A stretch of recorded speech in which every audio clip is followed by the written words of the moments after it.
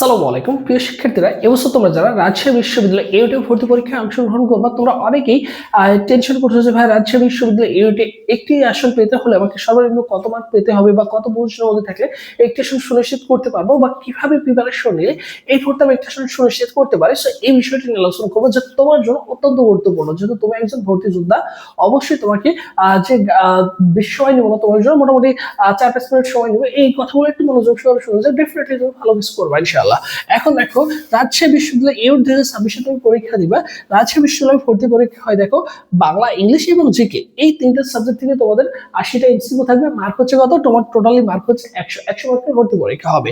ঠিক আছে, এখন রাজশাহী বিশ্ববিদ্যালয়ের সিলেবাসটা হবে তোমার শর্ট সিলেবাস। শর্ট সিলেবাসে কি হবে? ভর্তি পরীক্ষা হবে। এবং সায়েন্স পেতে করণীয় কি? এখন দেখো, সায়েন্স পেতে করণীয় এবং ইংলিশ এবং ল এর যে শর্তটা রয়েছে, দেখো সায়েন্স পেতে হলে তোমাকে যে জিনিসটা মাথায় রাখতে হবে, বিশেষ করে বাংলার ক্ষেত্রে তুমি কি করো? বাংলার ক্ষেত্রে বাংলা গদ্য পদ্য নাটক আর উপন্যাস রয়েছে যেগুলো শর্ট সিলেবাস, সেই শর্ট সিলেবাসের আর এইটুকু পড়লে আমার জন্য হয়ে যাবে। এবং বাংলা ব্যাকরণ অংশটুকু বিভিন্ন পাবলিক বিশ্ববিদ্যালয়ের জন্য যতটুকু প্রিপারেশন নিছো, দ্যাটস এতটুকুই পড়বা।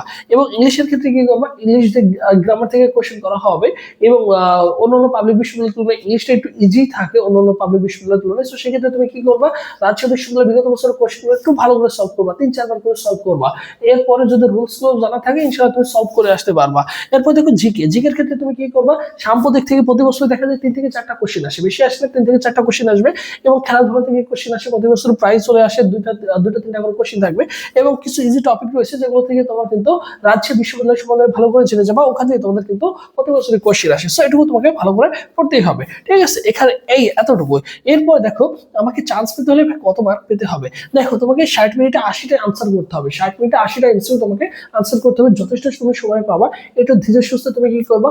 অবভিয়াসলি আনসার করবা। এবং একটি কথা বলে রাখি, যে রাজশাহী বিশ্ববিদ্যালয় তুমি চিন্তা করে দেখো, যেহেতু এখানে 80 মার্ক রয়েছে, 80টা এমসিকিউ রয়েছে, 60 মিনিট সময় রয়েছে, একটি ভুল উত্তরের জন্য তোমার কিন্তু 0.25 মার্ক কাটা যাচ্ছে। তার মানে একটা কোশ্চেনের মার্ক হচ্ছে কত? 1.25 করে মার্ক আছে।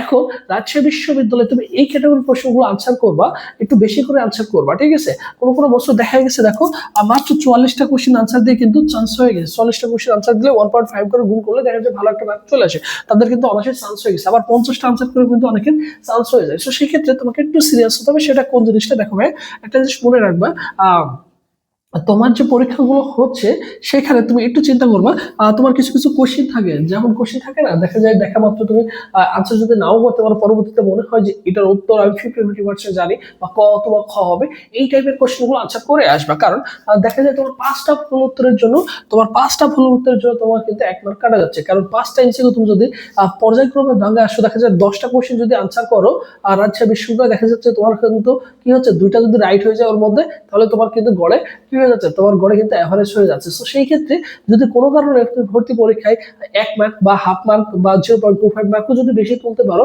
তাহলে তোমার জন্য চান্স পাওয়াটা ইজি হয়ে যাবে। কারণ রাজশাহী বিশ্ববিদ্যালয় অন্যান্য পাবলিক বিশ্ববিদ্যালয়ের তুলনায় বেশি আনসার করলেও খুব একটা কিন্তু লসের দিকে তুমি কিন্তু পড়বা না। তাই একটু বেশি করে আনসার করাটাই একটু চেয়ে হবে তোমার জন্য। আর যদি মনে হয় যে ভাই আমি 65টা বা 70টা 65টা 100% দিয়ে আসতে পারছি, তাহলে দেখবে তোমার মার্ক গিয়ে দাঁড়াবে 60টা রাইট হয়েছে, বাকি 5টা ভুল হয়েছে। তারপরে দেখবে যে তুমি অবশ্যই ভালো একটা সাবজেক্টে ভর্তি হওয়ার সুযোগ পাবা। দেখা যাচ্ছে 58 মতো মার্ক তুমি পেয়ে যাচ্ছ।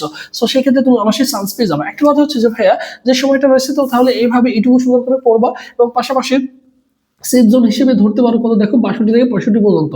100 মধ্যে 62 থেকে 65 যদি মার্ক পাও, তাহলে দেখা যাচ্ছে অনার্সে একটি আসন সুনিশ্চিত করতে পারবা। আমরা সকলে জানি রাজশাহী বিশ্ববিদ্যালয়ে এবছর কয়টা শিফটে পরীক্ষা হবে? রাজশাহী বিশ্ববিদ্যালয়ে এবছর 2টা শিফটে পরীক্ষা হবে, তাই তো? রাজশাহী বিশ্ববিদ্যালয়ে যদি 2টা শিফটে পরীক্ষা হয়, আর আমরা সকলেই জানি রাজশাহী বিশ্ববিদ্যালয় 450টা আসন মতো রয়েছে হচ্ছে, যেহেতু এইটা হচ্ছে মূলত মানবিক বিভাগ শিক্ষার্থীদের জন্য, যেহেতু তাদের জন্য হচ্ছে 450টা আসন বরাদ্দ রয়েছে।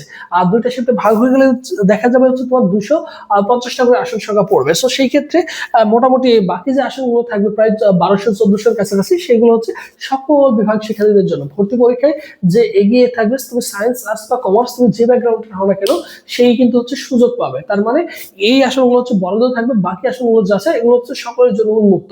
ভর্তি পরীক্ষায় যার মার্ক বেশি থাকবে সেই হচ্ছে চান্স পাবে, কথা ক্লিয়ার?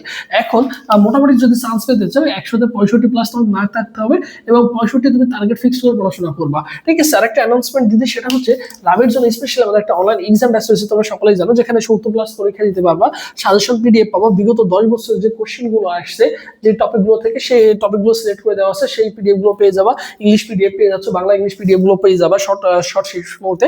এরপর দেখো ফি হচ্ছে অনলি 100 টাকা। ভর্তি হওয়ার জন্য তুমি কি করবা, 01727675241 এই নম্বরে বিকাশ বা নগদ সেন্ড মানি করে এই নম্বরে হোয়াটসঅ্যাপে নক করলে তোমাকে সকলের সাথে গ্রুপে অ্যাড করে দেওয়া হবে। বিষয়টা ক্লিয়ার? সো এইটুকু তুমি যদি সুন্দর করে মাথায় রাখতে পারো তাহলে ইনশাআল্লাহ তোমার জন্য ভালো কিছু অপেক্ষা করছে। এখন কথা হচ্ছে যে ভাই তাহলে কত পজিশন পর্যন্ত চান্স পেতে পারে? পজিশন করে যদি চিন্তা করতে চাও তাহলে মোটামুটি ধরে রাখতে পারো তোমার পজিশনটা যদি মোটামুটি যেহেতু এবছর প্রায় প্রতিটা শিফটে প্রায় যেহেতু 2টা শিফটে পরীক্ষা হবে, প্রায় 700-750 করে আসন সংখ্যা থাকবে।